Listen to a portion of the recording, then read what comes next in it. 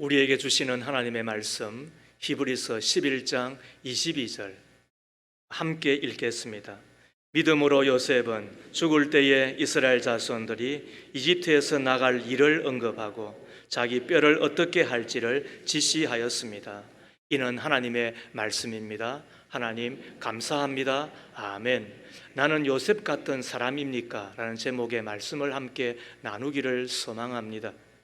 도산 안창호 선생 이야기를 기억하시지요?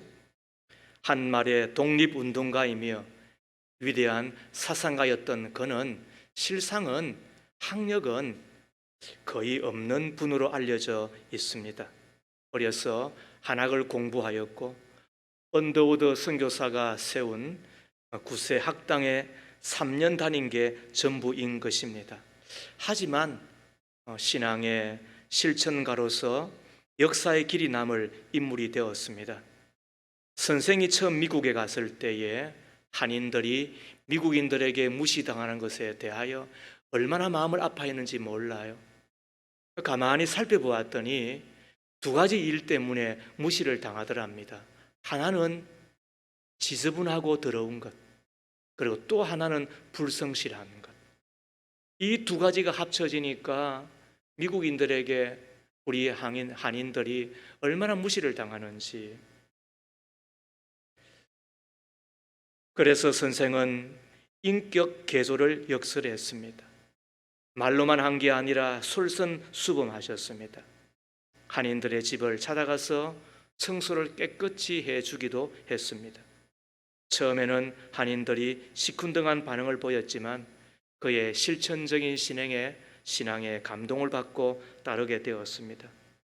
심지어 미국인들조차 선생에게 큰 감동을 받았다라고 전하여지는데 이런 이야기 한 토막이 있지요.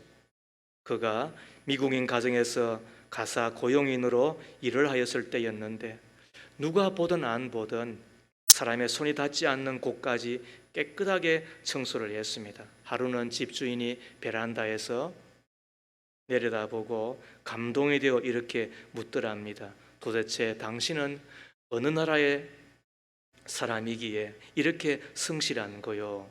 한국인이라고 이야기를 하였더니 흡족해하면서 본래 정하여진 삭보다도 더 많은 품삯을 지불하더라는 것입니다. 이런 모습으로 그는 가는 곳곳마다 선한 영향력을 끼치며 또 지도자의 삶을 살아낸 것 아니겠습니까? 이와 같은 선생의 신앙을 우리는 뭐라고 표현하면 좋겠습니까? 저는 한결같은 신앙이다, 이렇게 말하고 싶은 것입니다. 늘 하나님만을 의식하며 하나님의 기쁨이 될 뿐만 아니라 만나는 사람들에게 감화와 감동을 끼치는 신앙인 말입니다. 오늘 우리는 이와 같은 한 사람을 만나게 되잖아요. 그의 이름은 요셉인 것입니다. 우리 가운데 요셉이란 인물을 좋아하는 사람이 있을 거예요. 저도 세 번째 아들 태어났으면 요셉이라고 하는 이름을 짓고 싶은 듯해요. 요셉. 구약에 나타나는 작은 예수라고도 알려져 있습니다. 얼마나 아름다운 인물인지 몰라요. 그렇지만은 그는 정말 드라마틱한 인생을 살았잖아요.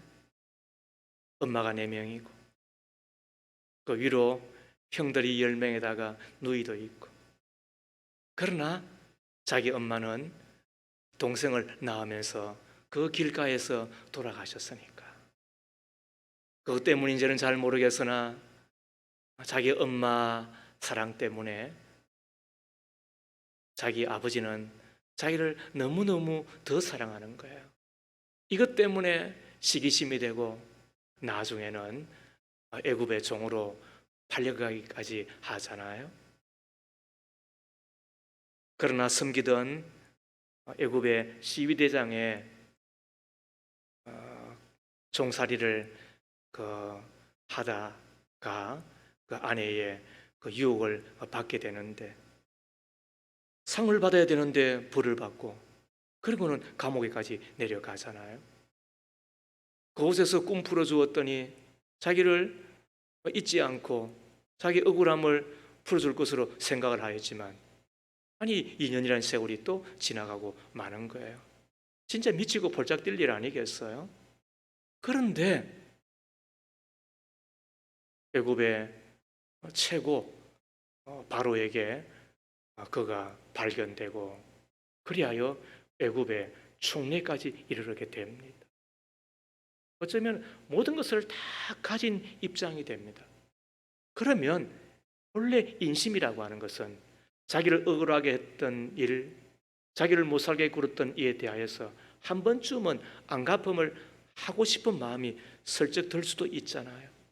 그러나 그는 형들을 용서하고 그리고 전혀 교만하지 아니하고 애굽의 총리로 겸손한 지도자로 섬기게 되었습니다. 그가 죽었을 때 이방 사람임에도 불구하고 애굽의 사람들은 무려 70일 동안이나 그의 죽음에 대하여 애도하고 또 애통해하였다라고 전하여집니다. 오늘 본문은 바로 그 요셉이 후손들을 위하여 유언을 하고 세상을 떠나는 장면을 기록하고 있는데 이렇듯 파란만장한 생을 살았던 사람이 또 있을까요? 그러나 인생이 순탄하지 않았던 요셉에게서 발견되어지는 것이 뭐냐 하면 그의 한결같음, 그의 변하지 않음이에요. 슬플 때나 기쁠 때나 노예가 되었을 때나 국무총리가 되었을 때나 혼자 있을 때나 여럿이 함께 있을 때나 어렸을 때나 늙었을 때나 전혀 변함이 없는 이 한결같은 사람 요셉을 우리는 보면서 참 놀라지 않을 수가 없는 것입니다. 우리하고는 너무나도 다른 모습이잖아요. 많은 사람들이 대학을 가면 변질됩니다. 결혼을 하면 더 변질됩니다. 출세를 하거나 혹은 사업에 성공하면 변화됩니다. 심지어는 교회에서 직분을 받아도 사람이 변하기도 하는 것입니다. 그러나 요셉은 어떤 것이 달라진다 해도 변함없는 한결같은 삶을 살아냅니다. 어떻게 그것이 가능하였을까? 그도 우리와 같은 사람인데 오늘 읽었던 성경은 이렇게 시작을 하죠. 11장 22절을 한 번 더 보겠습니다. 믿음으로 요셉은 죽을 때에 이스라엘 자손들이 이집트에서 나갈 일을 언급하고 자기 뼈를 어떻게 할지를 지시하였습니다. 비결이 뭐라고요? 믿음이었다는 거예요. 요셉은 믿음이 있었기 때문에 그가 죽을 때에도 여전히 믿음의 사람. 아니 어쩌면은 젊을 날보다도 그가 최고 자리에 이르렀을 때보다도 더 싱싱하고 푸릇푸릇한 그 믿음을 갖고 있었는데 여기에서 죽을 때라고 하는 말은 21절에 나와 있는 야곱이 죽을 때라는 말과 다른 뜻이에요. 야곱이 죽을 때는 말 그대로 야곱의 생이 끝이 날 때에 그의 아들 요셉의 두 아들을 축복하잖아요. 그러나 요셉이 죽을 때란 이 말은 다른 의미예요. 그의 목숨이 끊어질 때는 뜻이 아니에요. 그의 생의 마지막에 이런 뜻인 거예요. 그래서 영어 성경에 가보면 뜻을 완전히 분리하고 있는 거예요. 야곱은 죽을 때, 그러나 요셉은 생의 마무리를 할 때, 생의 끝에 이르렀을 때라는 거예요. 그때도 어떠했다고요? 요셉은 변함이 없는 거예요. 여전히 믿음으로. 그리고는 당부하고 그 믿음을 자손들에게 물려주고 있는 거잖아요. 오늘 함께하는 믿음의 가족 여러분은 스스로 묻습니다. 스스로 물어보셔야 됩니다. 나는 요셉 같은 사람인가? 나는 요셉과 같이 한결같은 변함이 없는 사람인가 하는 거예요. 첫 번째, 요셉은 하나님의 눈을 마주하며 살았습니다. 요셉의 한결같은 믿음의 비결이 뭐라고요? 그는 사람의 눈을 의식하지 아니하고 하나님의 눈을 마주하고 살았기 때문인 것입니다.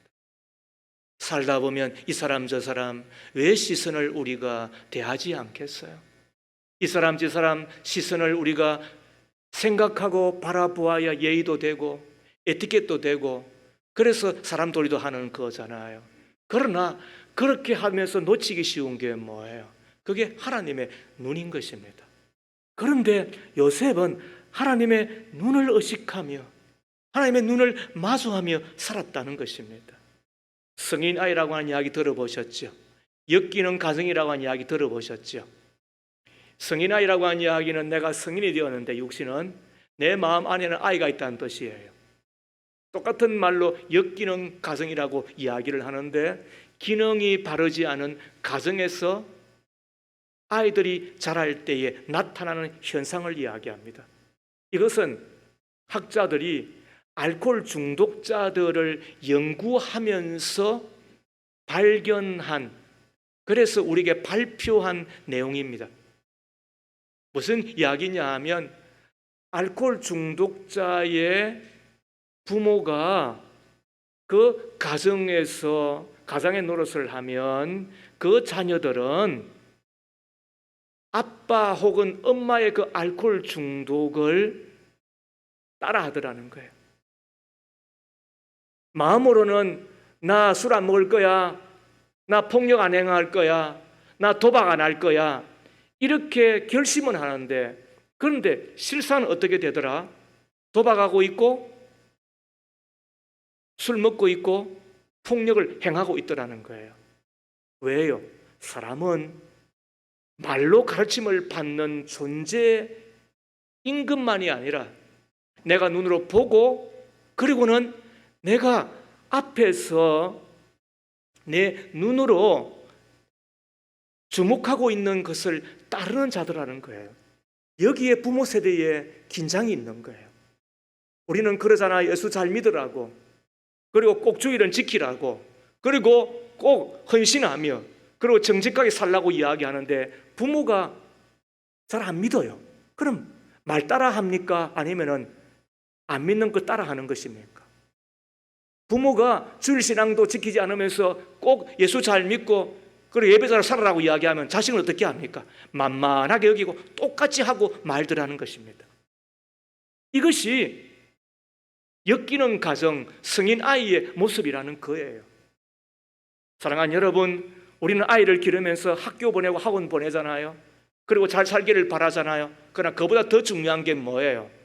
내가 말로 학원 가라고 학교 가라고 하는 것보다 더 중요한 것은 바르게 잘 살아주는 것입니다. 잘못 살면 말짱 도루묵이 되는 경우가 많기 때문에 그런 것입니다. 그런데 한 가지 우리에게 위로가 되고 위안이 되고 희망이 되는 것이 뭐냐 하면 오늘 요셉의 모습을 보면서입니다. 요셉의 가정만큼 엮이는 가정이 있을까요? 그런 가정에서 자라난 요셉만큼 성인 아이가 될 가능성, 그리고 성인 아이로 살아가는 것이 더하겠습니까?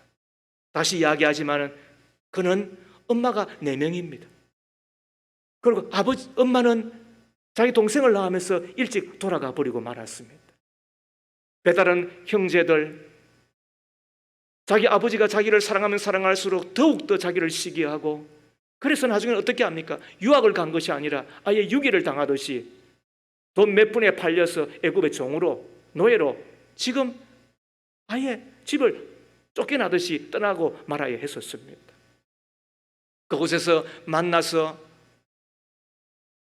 시대장의 집을 돌보는 총무 역할을 하지만 그러다가 또 아내의 유혹을 받아서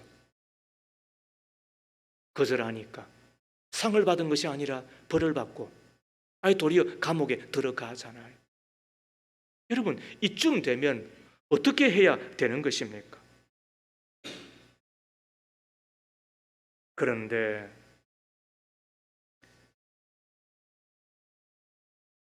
요셉은 그와 같은 그 굴곡 있는 삶, 그리고 밀물처럼 밀려와 자기를 엄습할 뿐만 아니라 숨이 막히게 하는 그와 같은 환경 가운데 함몰되어지지 아니하고 그는 그 누구보다 더 아름다운 사람으로 살아가고 있는 거잖아요.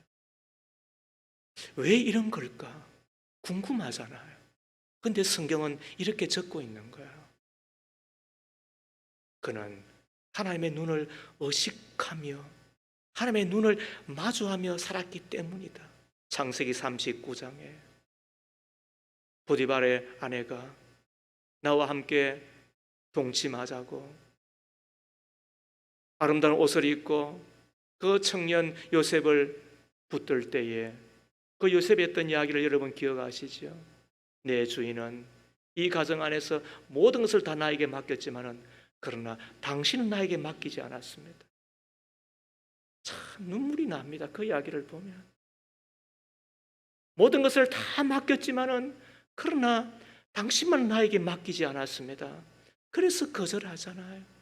그러면서 하는 이야기가 어찌 내가 하나님 앞에 덕죄하겠습니까? 누구의 눈보다도 누구의 눈을 크게 보았다고요. 여러분 이게 믿음이잖아요. 믿음이란 하나님의 눈을 크게 바라보는 것. 믿음이라고 하는 것은 하나님의 눈이 나를 향하여 주목하고 있을 뿐만 아니라 시퍼런 눈으로 나를 지금 보는데 불신자들은 불편하겠지만은 그러나 우리의 신자들에게는 그것이 보장이 되는 거잖아요. 그걸 의식하며 살아가는 것이 그게 신앙인이며 그게 신앙이잖아요. 요셉은 그러하였기 때문에 그는 변질되지 아니하고 출렁거리지 아니하고 무너지지 않았다고 우리가 볼 수 있잖아요.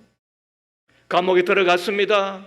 그 감옥에 들어갔는데도 불구하고 그는 그곳에서 성실하게 그리고 누구보다도 정직하게 그 감옥의 생활을 해냅니다. 여러분 남자들은 군대 가면 변한답니다. 그래서 의사나 변호사나 사자 붙은 인간들도 말이죠. 예비군 훈련 가보아요. 다 전봇대 붙들고 시하고 말이죠. 그런 그늘막만 있으면 그냥 누워서 말이죠. 드르릉거리고 그리고는 먹자 그러면 말이죠. 누구보다도 일찍 들어와가지고 말이죠. 먹는 데 혈안이 되는 것이 다 군대입니다. 그게 군인들입니다. 하물며 감옥까지 내려가는데 뭘 정직하며 뭘 성실하겠습니까? 그런데도 불구하고 그는 그곳에서 누구의 눈을 의식하는 것입니까? 유럽의 한 수도원에 늘 놀림을 받던 한 아이 이야기를 듣습니다. 바보라고, 병신이라고, 멍청이라고. 어느 날 수도원장이 그 아이와 함께 동료 아이들을 불러 모아서는 숙제 하나를 줍니다. 병아리를 한 마리 건네주면서 아무도 보지 않는 곳에 가서 이 병아리를 죽이고 그리고는 오너라. 조금 후에 한 아이가 바위 틈으로 가서서는 그 바위 밑에서 그 병아리를 죽이고 그리고는 버리고 수도원장에게 옵니다. 두 번째 아이도 옵니다. 자기는 산골짜기 밑에 시냇가에 내려가서 그 병아리를 죽이고 버리고 왔습니다라고 이야기를 합니다. 셋째 아이도 넷째 아이도 자기의 방법으로 그 병아리를 처리하고 버리고 온 이야기를 하는 거잖아요. 한참 후에야 제일 마지막에 늘 놀림을 받던 그 아이가 손에는 병아리를 들고 온 거예요. 그것을 지켜보고 있던 친구 아이들이 이번에도 멍청해서 제일 늦게 왔다고 병아리 한 마리 처리하지 못하고 왔다고 놀리지 않았겠어요? 수도원장이 묻습니다. 너는 왜 이제 왔느냐?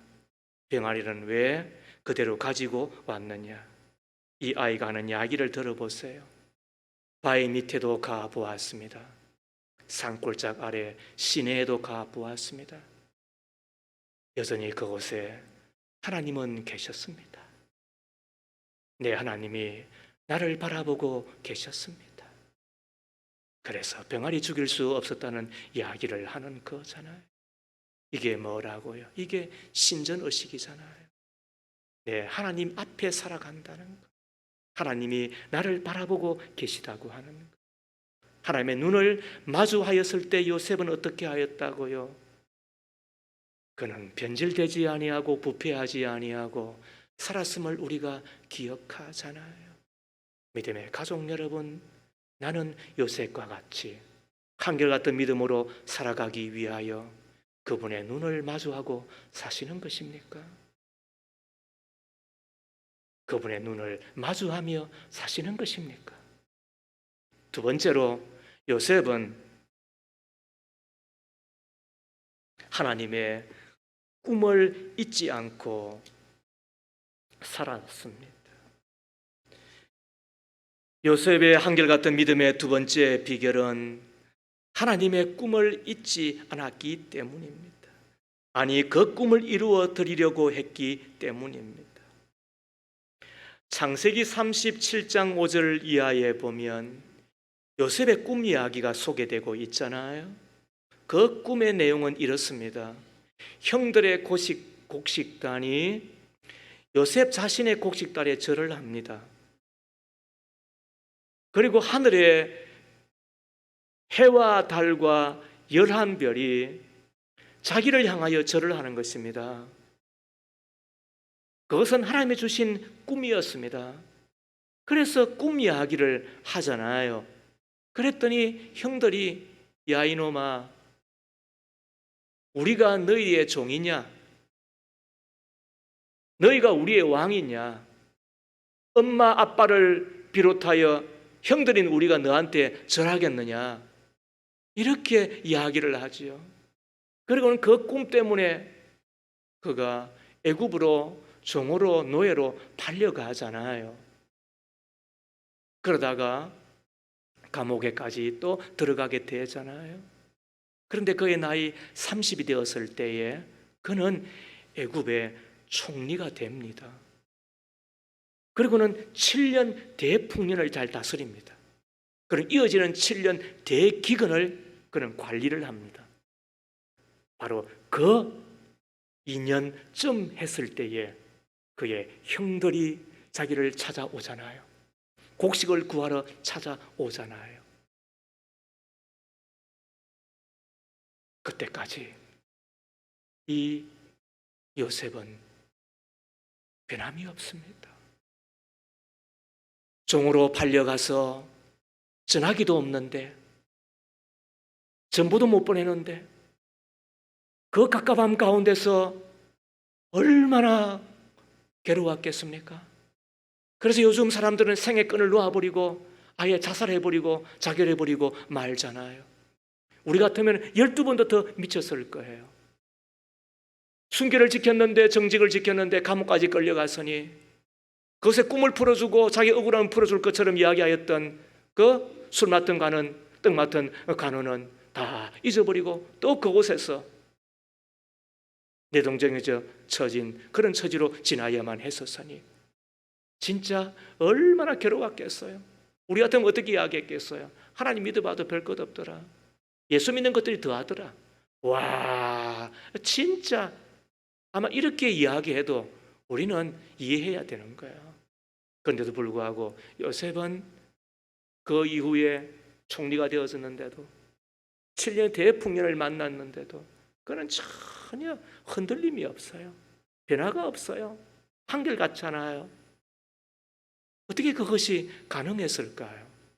그것이 창세기 42장 9절이라고 저는 생각합니다. 함께 읽습니다. 그때에 요셉은 형들을 두고 꾼 꿈을 기억했다는 거예요. 그때가 언제예요?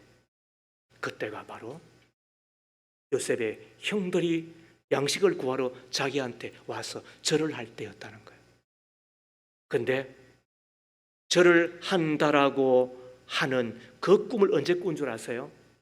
그의 나이 16 혹은 17살 때예요. 그리고 지금 요셉 이 나이가 지금 언제쯤 아세요? 30에 총리되고 37살에 통령 끝나고 그리고 38, 39 이렇게 지금 되었을 때예요. 그럼 무려 몇 년이 지난 거예요? 무려 23년인 가까이가 지난 거예요. 우리 가운데는 한 10년 믿고 이상해진 사람들 있잖아요. 우리 가운데는 한 20년쯤 지나면 변질된 사람이 있잖아요. 우리 가운데는 한 30년쯤 지나면 부응하지 아니하고 부패된 사람이 있잖아요. 그리고 40년 믿었기 때문에 저 사람 맛이 간 사람이 있잖아요. 옛날에 영락교회 담임을 하였던 이 박조준 목사님의 이야기가 있습니다. 그분은 자기 교회에 교인들 가운데서 유력한 자들이 장관이 안 되었으면 하고 기도한대요. 왜? 그 교회는 뭐 장관이고 뭐 고위공직자들 그잖아요. 이들이 뭐 수두룩했으니까. 그런데 그분들이 계장으로 있을 때는 하나님 잘 믿더래요. 과장으로 있으면 조금씩 이상해지더래요. 근데 국장쯤 되면 성 멀어지더래요. 그러다가 장관 되면 교회 아예 안 나오더래요. 그래서 아예 우리 교회 교인들은 장관 안 되었으면 좋겠다 이렇게 이야기를 했다는 거예요.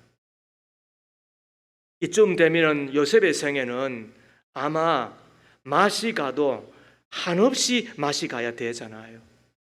그런데도 불구하고 그가 꿈을 꾼 때로부터 아니 애굽의 총리가 되고 난 한참 이후에도 이제는 그를 누가 맡겠습니까?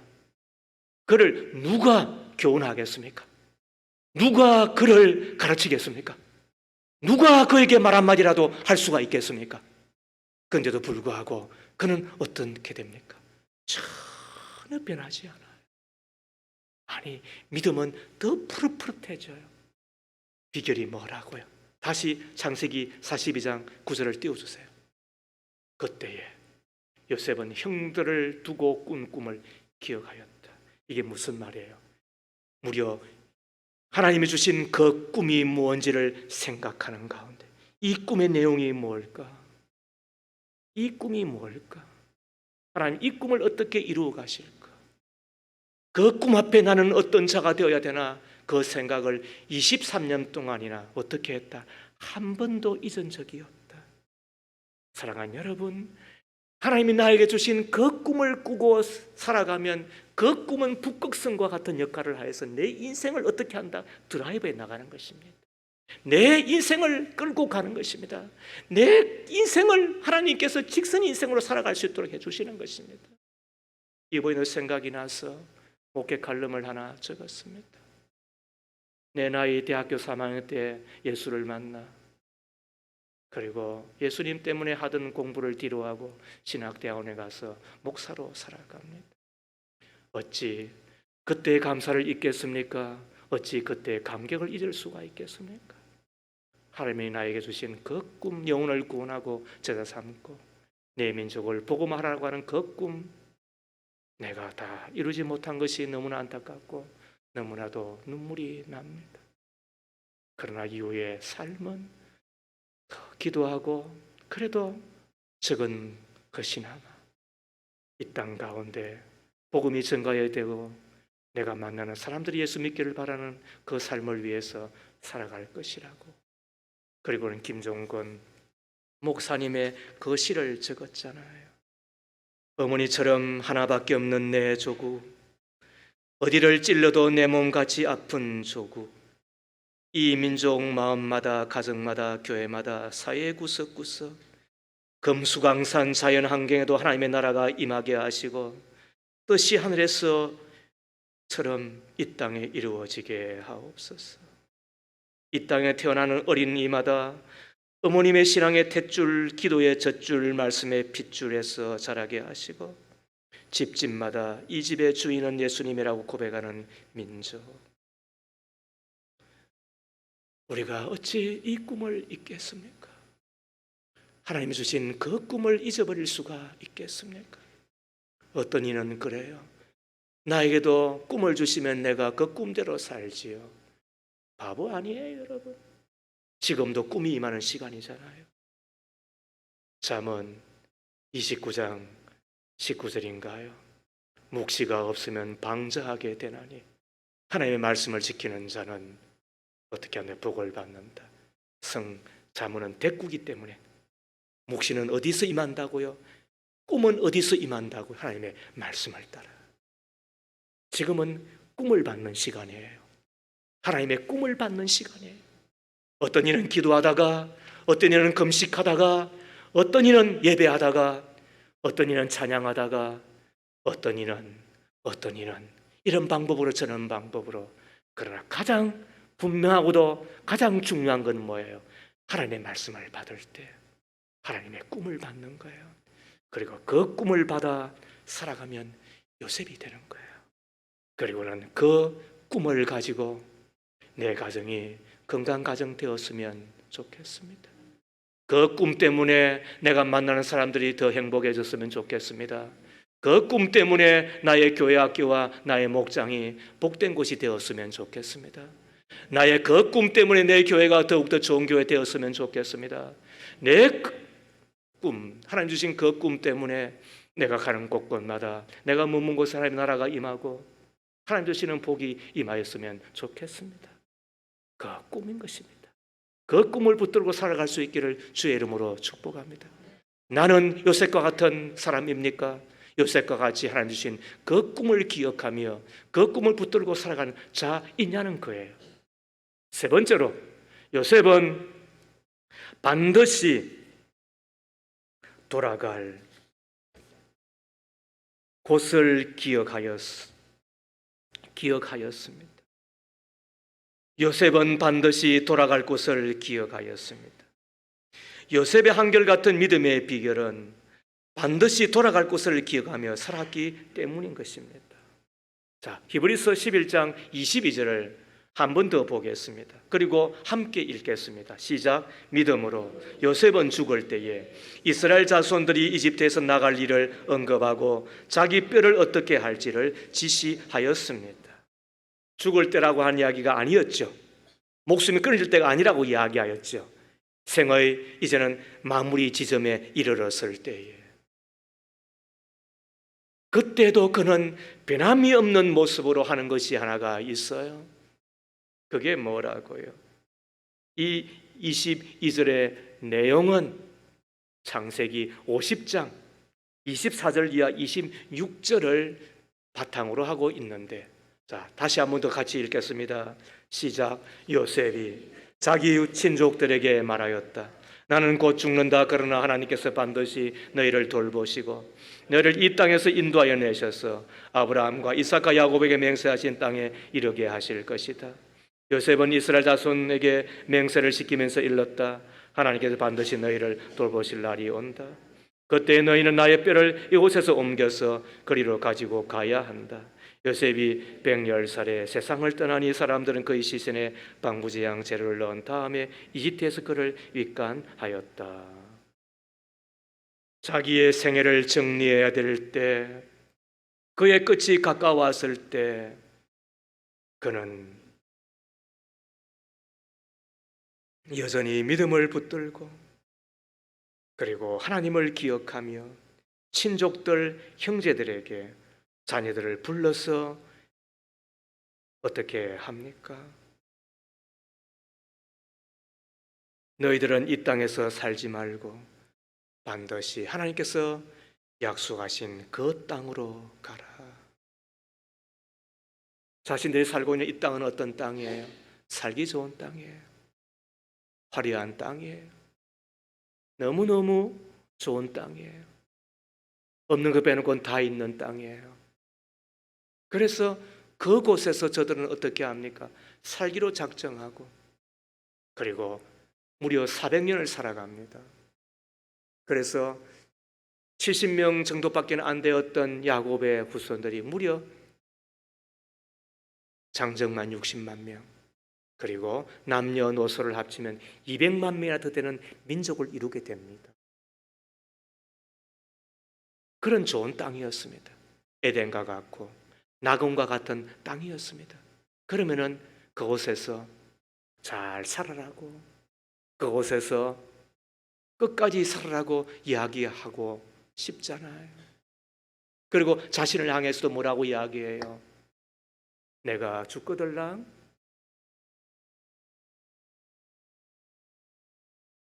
내 무덤을 이렇게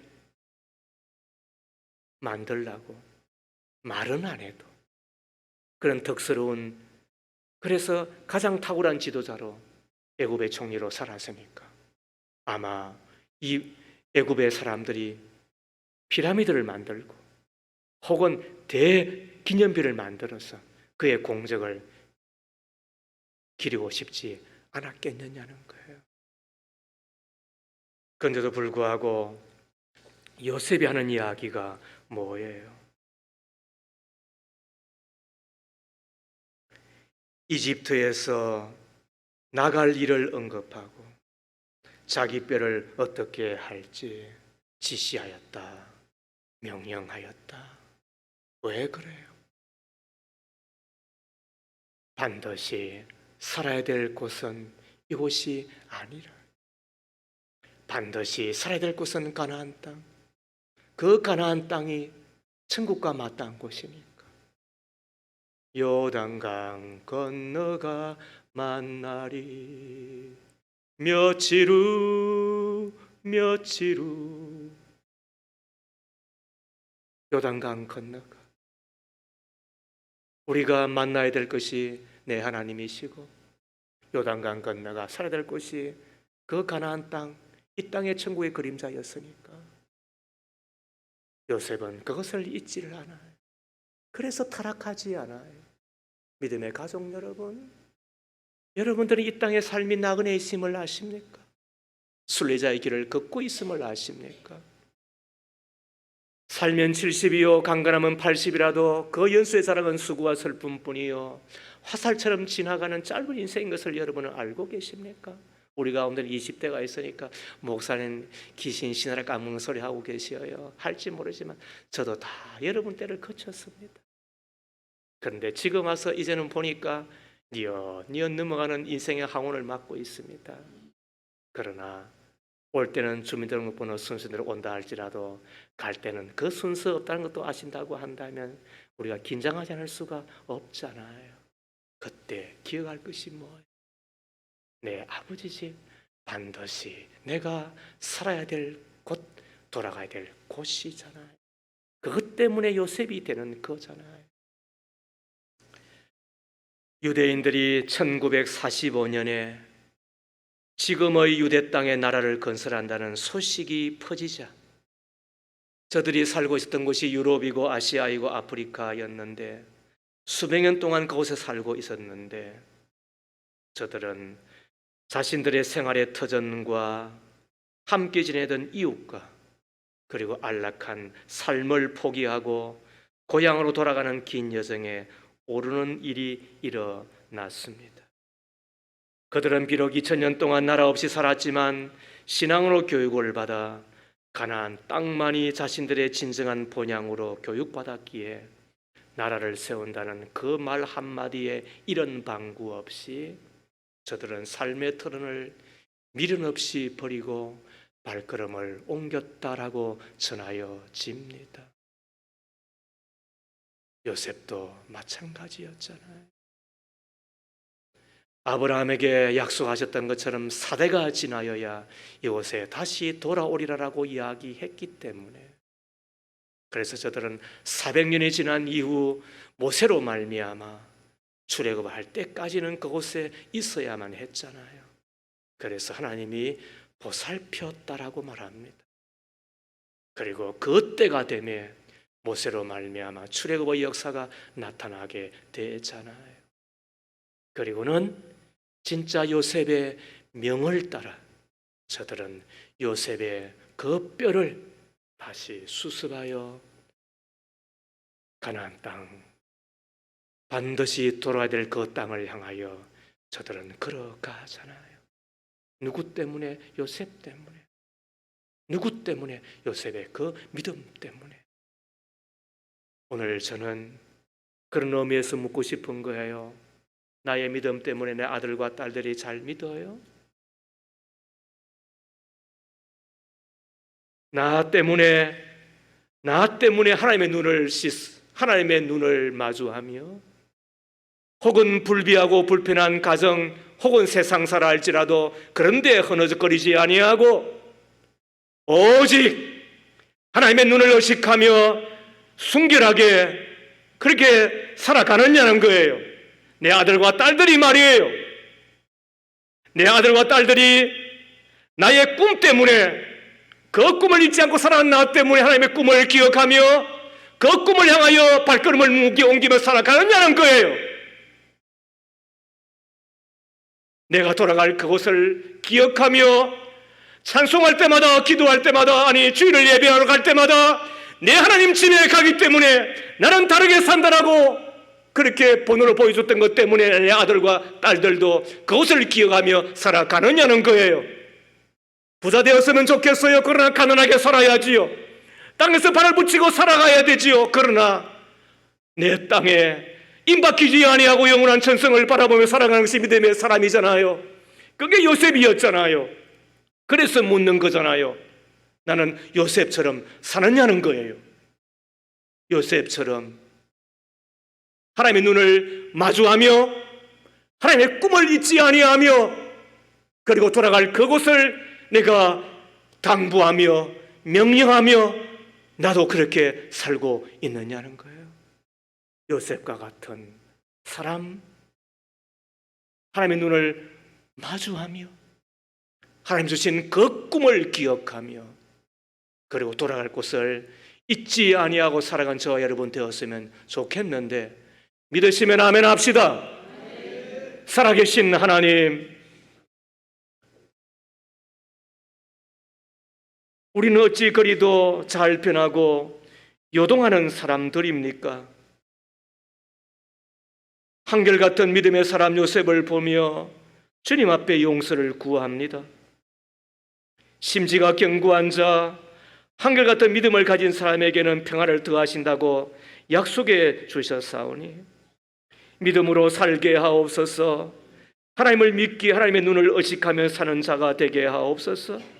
하나님의 말씀을 통하여 주시는 하늘의 꿈을 기억하며 하나님의 약속의 땅에 되돌아가 영원히 살 자임을 잊지 않고 나그네 인생 순례자의 길 잘 마쳐 주님의 품에 안기는 우리 모두가 다 될 수 있기를 바라옵니다. 예수님 이름으로 기도하옵나이다. 아멘.